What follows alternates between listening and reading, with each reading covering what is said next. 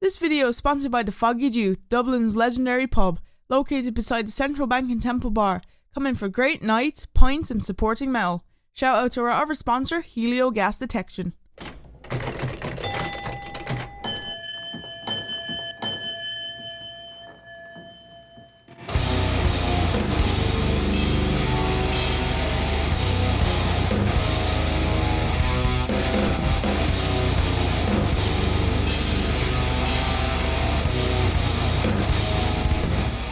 Hey everyone, this is Letty from the Smash and Skull Sessions. I'm joined by Max from Spite House. Max, how you doing? I'm doing great, and you? All good, all good. Joining me all the way from Montreal in Quebec, Canada. Yes, that's right. Good stuff. So, welcome to the podcast. To the listeners who maybe haven't heard of you before, could you introduce yourself and your role in the band? Yeah, I'm Max. I sing and play guitar in Spite House, and I'm also the producer. I record the band and mix the band.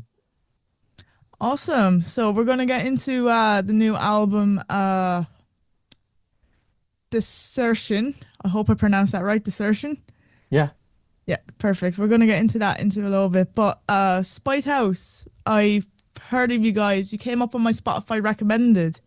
Oh, nice. And I think it was 10 Days. That was the single that was recommended to me. And Okay. oh my God, absolutely slaps. Absolutely love the sound that you guys have. Thank you so much. You're more than welcome. How would you describe the sound of Spite House? Uh, I don't know. We're shooting for like very 90s influence, punk and post-hardcore type of stuff. So that's how I would describe it. It's very energetic, very straightforward as well. And yeah, the vocals are like, it's a little bit melodic, but it's also a little bit harsh vocals and stuff like that. Awesome. And what sort of bands and stuff would you have listened to form Spite House? I mean, being a music producer, there's like a lot of influences that, people might not be obvious to people in Spite House, but I would guess the most obvious ones are like, bands like Seaweed and Small Brown Bike, and we're on a more modern level, we're often compared to Title Fight and bands in that adjacent hardcore area. But I would say like, Jawbreaker is a big one, Seaweed, Small Brown Bike, Hot Water Music, and then a bunch of like indie bands that I like and try to draw from a little bit that, maybe isn't really as obvious, like Radiohead and bands like that I really admire. Yeah, Radiohead would have never been one I would have guessed in a million years. Right. Awesome. And you guys played Outbreak Fest last year in Manchester. How was that experience? That was very incredible. Yeah, it was awesome. It's the biggest crowd we've ever played to, and it was like lucky circumstances with like how the lineup shaped up to be. We were like put on the Saturday and then switched to, the Sunday and then switched to a super early spot on the Sunday. So we were kind of like worried that people would be there or not. And they were. So that was, yeah, it was very sick. And I still have flashes about it. Like it was such a different experience than shows that we're used to play. Like we're used to play in front of like 100 to 200 people, and especially at that time. And that was like a big jump for us. And we were nervous, but everything went well. And yeah, the reception was great. And it's, a good memory. Yeah, it looks like a really fun set from the video that I watched of your full sets. Sounded really good as well. Oh, thank you. You're more than welcome. And speaking of your new album, Desertion is out the 12th of September. How was the recording process for it? Well, it was a long process, I would say. That's how I describe it. Like after they always say you have a lifetime to write your first LP and then a couple of years to first the follow-up. But we really took our time with it. The recording of it, we always, start with demos that I bring to the band, and then we work the songs like that. And then when we feel the songs are pretty done structurally, we record pre-production. So we're like live in a room and we record as much as possible like that. And then we do even overdubs and stuff like that to it. I do a full mix and a master, and then we're like, okay, that's pretty good. And we sit on that for a couple of months and listen to the pre-prods a lot and wonder if it's good enough or not good enough. And then we try to find, a way to make it, I don't know, 10% better or any percent better, really. And then when we have ideas on how to do that, then we record the whole thing second time.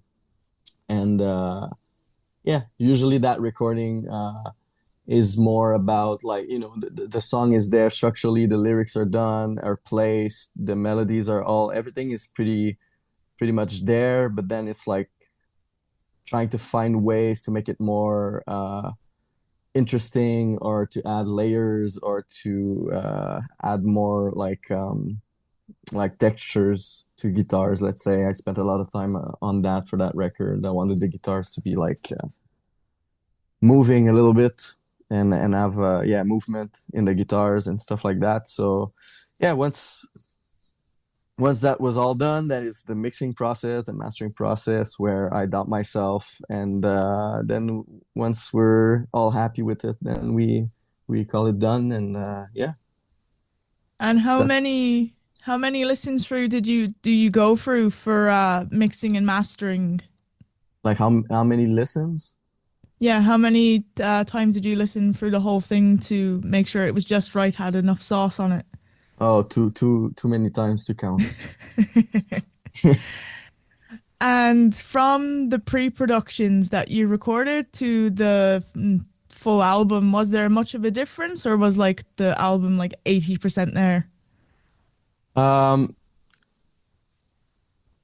I mean, like I said, like structurally, it's pretty much the same. We did like cut some stuff and made it more like, I don't know, just trying to cut everything that feels a little bit loose, to get it like tighter as a song and as exciting as possible.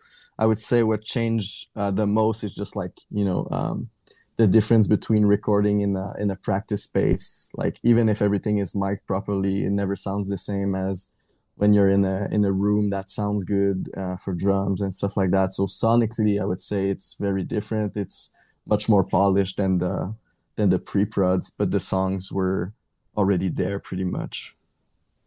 Awesome. And do you have a favorite memory from the recording process? Mm, well, the way I layer guitars is I always use real amps, but I also use like a Kemper amplifier, which is like a digital modeling amp for some layers. And I always like when we just press record and I just do a bunch of one takes, where it's like I just play the songs and I've been recording them on demos and pre-productions many many times, and it just like flows very smoothly. So that's always a fun time for me.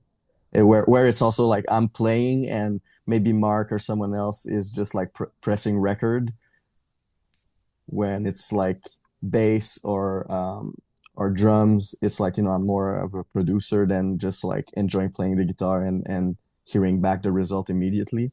So when I get to track my takes, it's always more fun to me and less of a job, let's say. That's fair enough. You wear many hats in the band. Yeah. And Desertion, the whole album, I really dig it. Like, I just love the whole sound of the band in general. How did you come up with the album cover art for it? So it's like very conceptual. We work with Dominique Saint-Aubin, who's a friend of mine, and he's also like, a contemporary artist that I really admire. And the whole record is a little bit about, building a sense of self through grief, like living through grief a bunch of times, and And then it's like about having perspective as an adult on that grief and how it shaped, my path in life, but my also the person I am. And so we thought it would be a cool idea that to have like very raw materials, and play with that a little bit for the artwork cover. And so it's basically it's like wood panels and materials you would use to build a house, and then it was like made it into a weird shape. Oh, sorry about that. You're gone.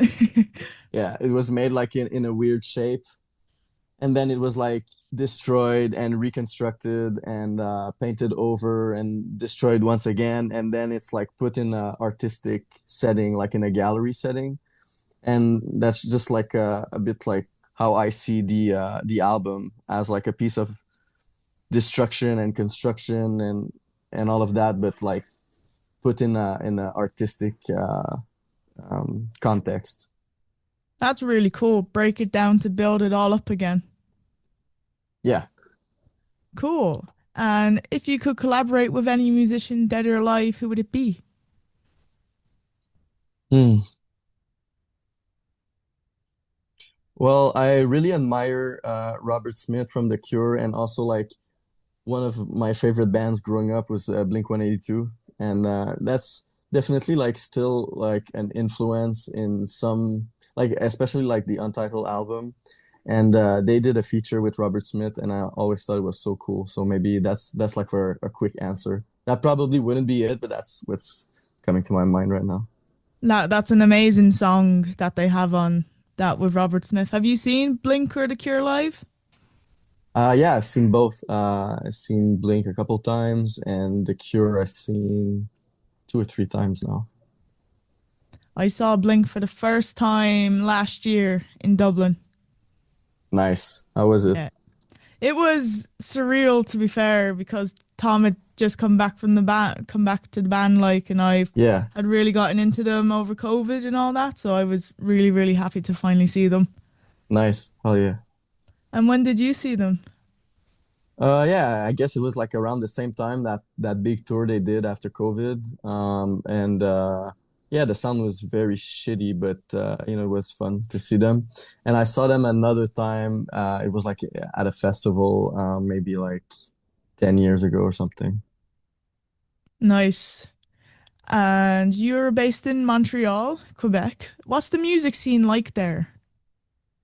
It's pretty great, actually. Yeah, it's there's a lot of indie rock, there's a lot of hardcore punk right now, and it's basically like a heavy scene, like heavy music scene. People here love metal music, and so it's always been a good place to find musicians, and people are very enthusiastic about music here, so that's fun. Um, yeah, since COVID, like there's been a boom like everywhere else as a for the hardcore scene, and there's been a bunch of new people, younger people getting involved, which is very nice. And then there's like the annoying parts that are like being still an affordable city. There's like more and more condos being built, and there's like sound laws that are shutting down venues and stuff like that. So that's a big problem here. But people are that are booking shows and promoting shows are always finding solutions, and yeah. Where there's a will, there's a way around the law. Yeah, exactly. And Heavy Metal Montreal, that was the big festival, wasn't it, in Montreal? Is that still a thing? Which one? Heavy Metal Montreal? Oh yeah, VMTL. I don't know actually. I've never been to that festival. It's more like, oriented to that heavy metal scene, which I'm less a part of, I guess. So I don't know if it still exists actually. I don't know. The last thing I heard of it was in like 2018, 2019, so who knows? Right. It was pretty RIP. big. Yeah, RIP Heavy Metal Montreal if it doesn't exist anymore. Yeah. And what is one of your favorite things about Montreal? The summer. in Montreal is, I think, one of the best places to be in the world. There's just like so many cafes, so many restaurants. Like the food scene here is really amazing. It's really nice outside in the summer. There's places to swim. Yeah, it's a great city. I love the fact that it's also like bicultural. Like it's half Anglophone and half French. I'm French, and so it's a great mixture. Even though like people like to talk about the conflicts it creates. Like I'm friends with a bunch of people that speak English and French, and yeah, it's just there's no other places like that really in the world where like both cultures really merge like that. And what's it like in the wintertime compared to summertime? It's hell. In the winter, it's hell. It's cold. There's a lot of snow, like a lot of snow, and it's just gray and depressing. So yeah, what like the first few months of snow are fine. Like the first one is like, oh, it's so pretty, blah blah blah, and then after a month, it's like the roads are disgusting. Walking in Montreal is a pain. It's very very cold. So I would say probably one of the worst places to live in the winter and one of the best places in the summer. Ireland's not too great in the winter either, but we don't get a lot of snow. We just get rain, rain, rain.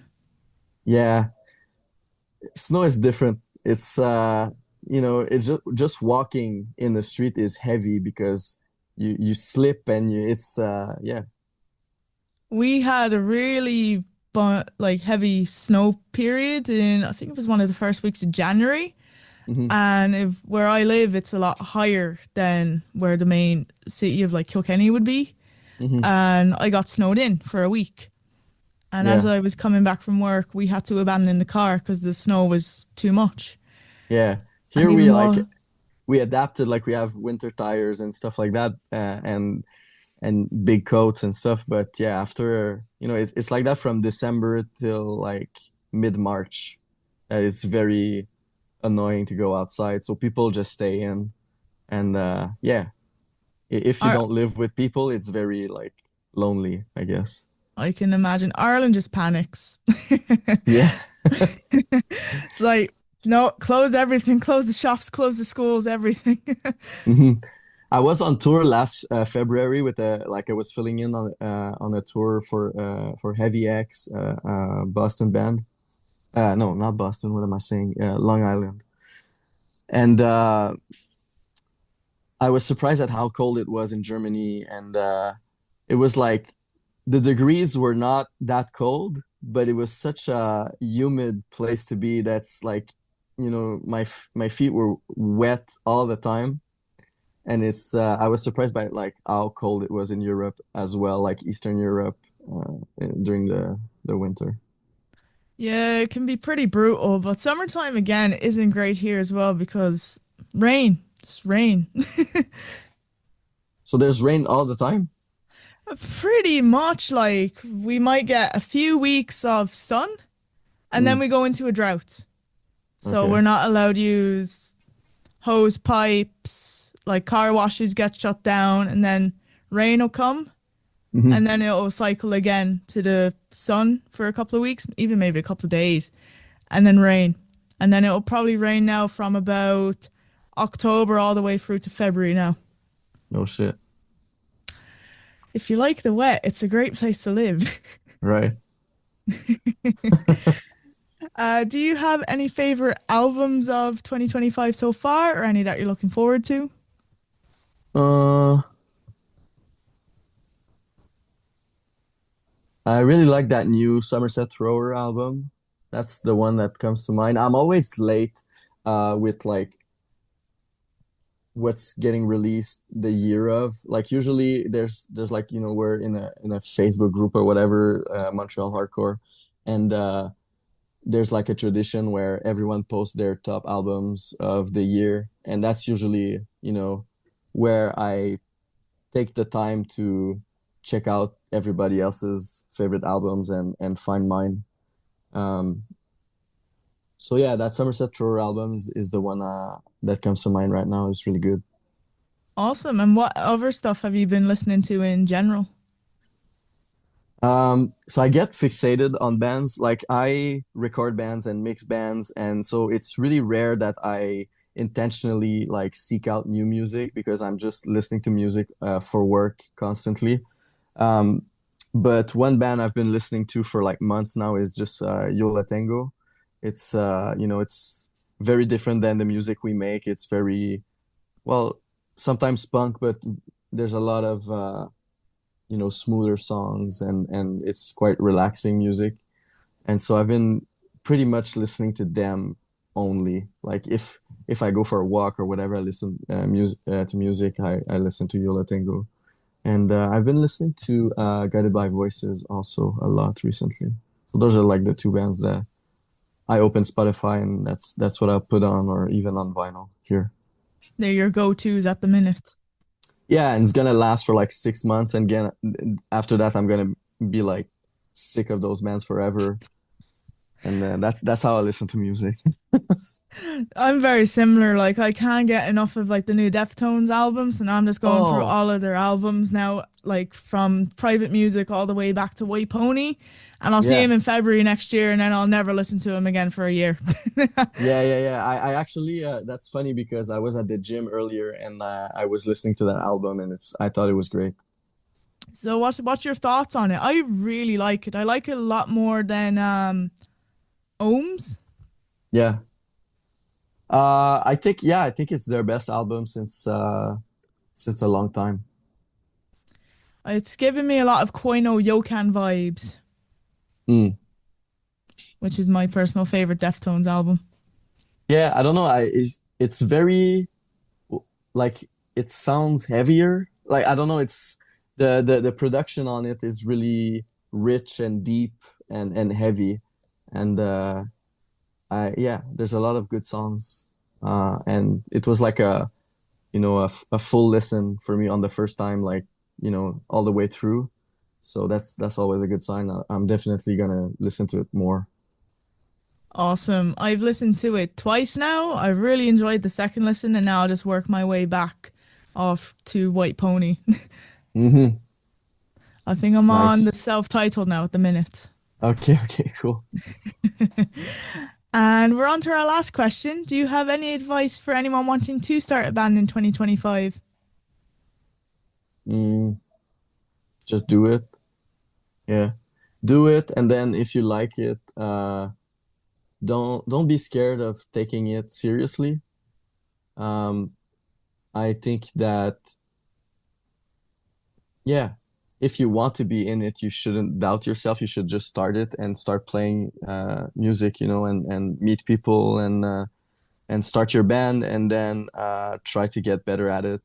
And when you feel like you're good enough for playing shows, then you just start playing shows. And if it's not perfect, it's not the point. Like the point is just to be out there and play music and have fun.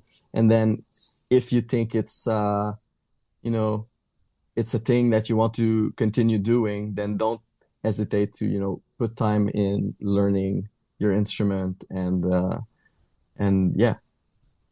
There's this whole thing where like in punk music, I think it's a myth where you like it doesn't matter how good of a player you are. It goes to a certain point where it's like if you want to do things with music, then you definitely have to spend time just playing your instrument. It doesn't need to be lessons or it doesn't mean to be like a structured way of learning, but it needs to be something that you still consider, And it in has my to be opinion. fun. Yeah, yeah, of course. The fun part is playing the music, and yeah, that's it. Awesome. Max, thank you so much for taking the time out your day to talk to me. Thanks for having me. Of course, no worries. And Desertion is out now.